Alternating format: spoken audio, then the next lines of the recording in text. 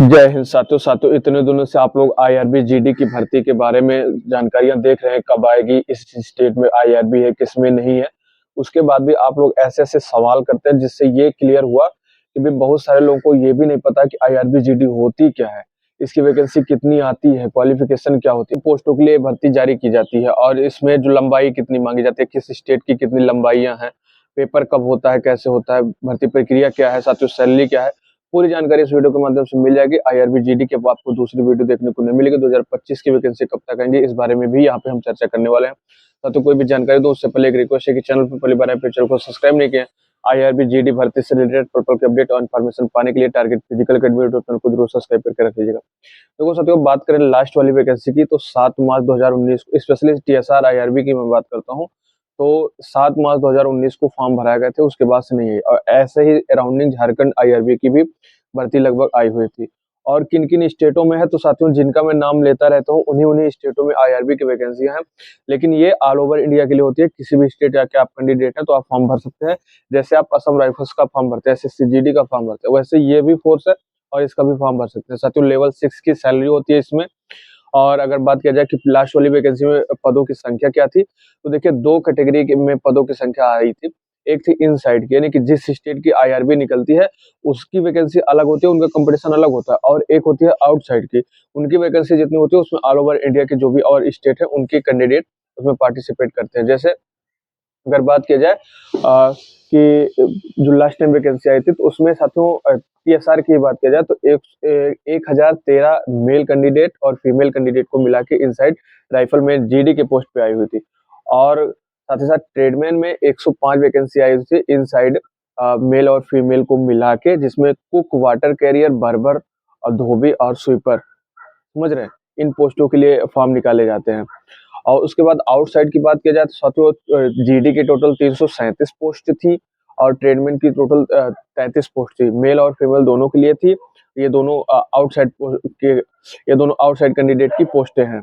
337 GD की, tradesman की 33। ठीक है, इतनी तो वैकेंसियों की संख्या होती है। जब आती है लगभग 1400, 1500, 2000, 2500 तक वैकेंसियां आती हैं किसी भी आईआरबी की, जब वैकेंसियों का नोटिफिकेशन जारी किया जाता है तब। अब आई होप आप क्लियर हो गया होगा कि जब अगर इस बार अगर आपकी वैकेंसी आएगी तो लगभग कितनी आएगी। इससे कम किसी कीमत पे नहीं आएगी, इससे ज्यादा ही आएगी। किसी भी स्टेट के मेल या फिर फीमेल कैंडिडेट है तो इसके लिए एलिजिबल है, लेकिन उनकी जो एज लिमिट है वो 18 से 23 वर्ष रखी जाती है। छूट मिलती है, ऐसा नहीं है कि आप अदर स्टेट के कैंडिडेट है तो वहाँ पे आप ओबीसी में नहीं आएंगे, सिर्फ जनरल में, ऐसा कोई बात नहीं है। आपको छूट मिलती है। ओबीसी को 3 साल की, एससी/एसटी को 5 साल की, एक्स सर्विसमैन को भी छूट मिलती है और जो पीडब्ल्यूडी के कैंडिडेट होते हैं उनको भी छूट मिलती है। अब इसके अलावा अगर क्वालिफिकेशन की बात की जाए कि आपकी एज तो होगी एज लिमिट, अब क्वालिफिकेशन यानी कि आपका एजुकेशनल क्वालिफिकेशन कितना होना चाहिए तो नॉर्मली जो है वो 10th क्लास पास होना चाहिए। लेकिन जो ट्रेडमैन की वैकेंसी आती है आईआरबी में वो कहीं कहीं थोड़ा टेक्निकली क्वालिफिकेशन भी उसमें मांगते हैं। अगर जीडी राइफलमैन जीडी की बात की जाए, पोस्ट का नाम राइफलमैन जीडी होता है, तो क्वालिफिकेशन में राइफलमैन जीडी की पोस्ट के लिए जब वैकेंसी निकल जाती है तो उसके लिए आप नॉर्मल 10th क्लास पास है तो उसके लिए एलिजिबल है, वो फॉर्म आप फिलअप कर सकते हैं। अब इसके अलावा ट्रेडमैन की बात की जाए तो ट्रेडमैन भी 10वीं पास ही मांगा जाता है, लेकिन किसी किसी ट्रेड के लिए वहां पे एक्सपीरियंस सर्टिफिकेट मांगा जाता है। इस चीज का जरूर ध्यान रखिए। जैसे कुक का एक्सपीरियंस सर्टिफिकेट मांगा जाता है, लेकिन जैसे सफाई वाला का हो गया, धोबी का हो गया, इन लोगों के लिए सर्टिफिकेट की जरूरत नहीं पड़ती। ठीक है, कुछ ट्रेड होते हैं वो जब वैकेंसी का नोटिफिकेशन जारी किया जाता है तो उसमें मेंशन कर दिया जाता है किसके लिए चाहिए, किसके लिए नहीं चाहिए। लास्ट टाइम इस वैकेंसी का फॉर्म ऑफलाइन भराया गया था, लेकिन अब ये ऑनलाइन ही भराया जाएगा। ऐसे ही झारखंड भी है, ऑनलाइन फॉर्म भराया जाएगा और ऑल ओवर स्टेट जो जितने भी पूरे भारत के राज्य सबके लिए ये वैकेंसी होगी, मेल और फीमेल के लिए।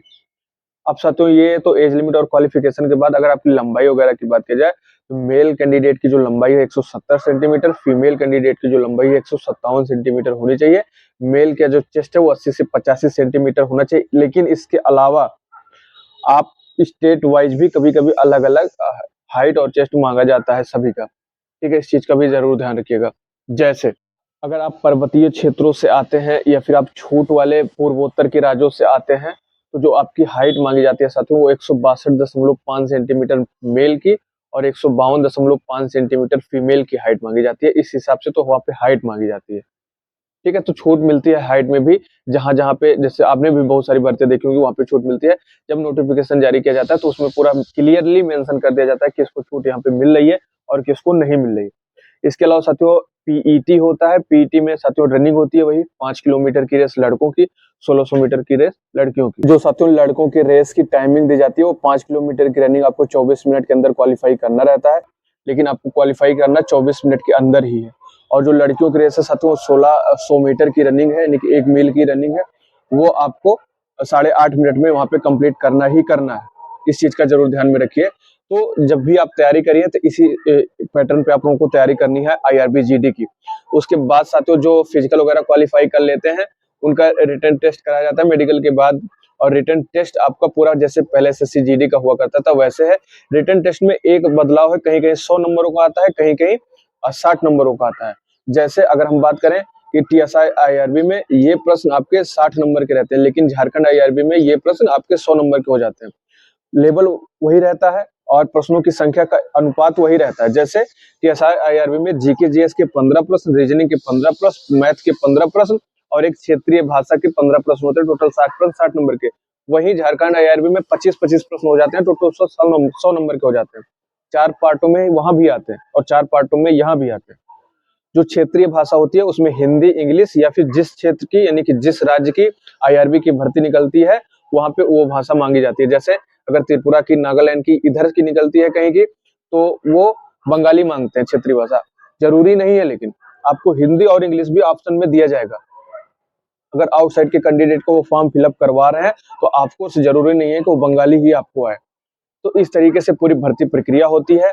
पूरा पूरा डाटा मैंने बता दिया लास्ट टाइम की वैकेंसी का, क्या वैकेंसी थी, कैसे कैसे उसमें पूरी क्वालिफिकेशन, एज लिमिट, हर चीज मांगी गई थी। ये जो डाटा बताया हूँ साथियों ये अब की बार की नहीं है, ये पिछली वैकेंसी का था। इसी के एवरेज में आप निकाल सकते हैं कि कैसे कैसे आपका पूरा प्रोसेस रहने वाला है, कितनी वैकेंसी आती हैं, कब भर्ती आएगी। साथियों इस बारे में अगर जानकारी दी जाए तो उम्मीद यही लगाई जा रही है कि मार्च में ये वैकेंसी आपको देखने को फिर से मिलेंगी। Jharkhand IRB, Maharashtra IRB, Jammu Kashmir IRB, Nagaland IRB, Tripura IRB, Arunachal Pradesh IRB, ठीक है, उड़ीसा आईआरबी, कई सारे स्टेटों में है और कहीं कहीं नहीं है। लेकिन है चाहे नहीं है, किसी भी स्टेट की आईआरबी की अगर भर्ती निकलती है तो आप इसका फॉर्म फिलअप कर पाएंगे, 100% फॉर्म फिलअप कर पाएंगे। इस चीज का जरूर ख्याल रखें। मेल एंड फीमेल दोनों कैंडिडेट एलिजिबल हैं, हर राज्य के कैंडिडेट एलिजिबल हैं। भर्ती प्रक्रिया में जो अभी तक होता आ रहा है, अगर बदलाव नहीं होता है तो पहले फिजिकल कराया जाता है, फिजिकल के बाद आपका रिटर्न कराया जाता है, रिटर्न के बाद आपका फाइनल मेरिट जारी करके मेडिकल कराया जाता है, कहीं कहीं फिजिकल के बाद मेडिकल कराया जाता है, फिर रिटर्न कराया जाता है और फिर उसके बाद फाइनल मेरिट जारी करके आपको सिलेक्शन दिया जाता है। इस तरीके से तो होती है पूरा आईआरबी जीडी और आईआरबी ट्रेडमैन की भर्ती प्रक्रिया। आई होप पूरी जानकारी आपको समझ में आ गई होगी। मैं बता दूं जो भी मुझे इंपॉर्टेंट लगता है वो मैं आपको जानकारी देता हूं, तो चैनल से जुड़े रहिएगा। निश्चित है आपको हर एक फोर्सों के बारे में पूरी जानकारी मैं ऐसे ही अपडेट देता रहूंगा हमेशा, कोई दिक्कत नहीं आने वाली बात है। इसके अलावा अगर आपके मन में कोई भी सवाल है तो कमेंट सेक्शन में पूछेगा। चैनल को सब्सक्राइब करिए, वीडियो को लाइक कर दीजिए। मिलता हूं वीडियो में नई जानकारी के साथ, तब तक के लिए जय हिंद, जय भारत।